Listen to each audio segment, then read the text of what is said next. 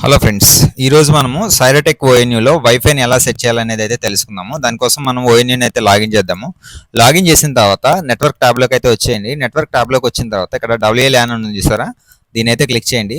Click చేసిన తర్వాత ఇక్కడ మనము వైఫై గురించి అయితే మనం తెలుసుకోవచ్చు. సో ఇక్కడ SSID అని ఉంది చూసారా, ఇక్కడైతే మీరు వైఫై నేమ్ ఏదైతే పెట్టుకోవాలనుకున్నారో ఆ నేమ్ అయితే పెట్టుకోవచ్చు. సో మనం టెస్టింగ్ కాబట్టి టెస్టింగ్ అని అయితే నేను నేమ్ ఇస్తాను. ఓకే, టెస్టింగ్ అని అయితే నేను SSID నేమ్ పెట్టుకున్నాను. ఇక్కడ ఛానల్ విడ్త్ అనేది 20/40 అనేది పెట్టుకోండి, బెస్ట్ పర్ఫార్మెన్స్ ఉంటుంది.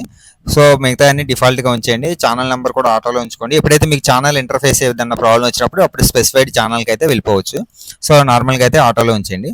సో నేనేమో SSID నేమ్ అయితే చేంజెస్ చేశాను కదా, జస్ట్ కిందకు వచ్చేసి అప్లై చేంజెస్ అయితే క్లిక్ చేశాను. అప్లై చేంజెస్ క్లిక్ చేయగానే మీకు ఒక 5 or 10 సెకండ్స్లో అయితే ఇది నేమ్ అయితే చేంజ్ అయిపోతుంది. ఇంతకుముందు FTTH అని ఉంది కదా, ఇప్పుడైతే టెస్టింగ్ అని అయితే వైఫై నేమ్ పడుతుంది అనమాట.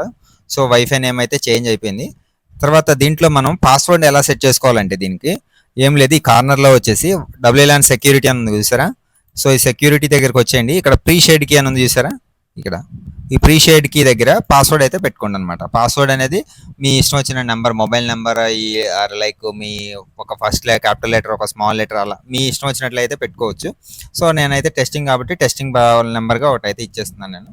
సో నార్మల్గా నేను ఒక నెంబర్ అయితే ఇచ్చేసాను, ఇచ్చి అయితే సేవ్ చేశాను.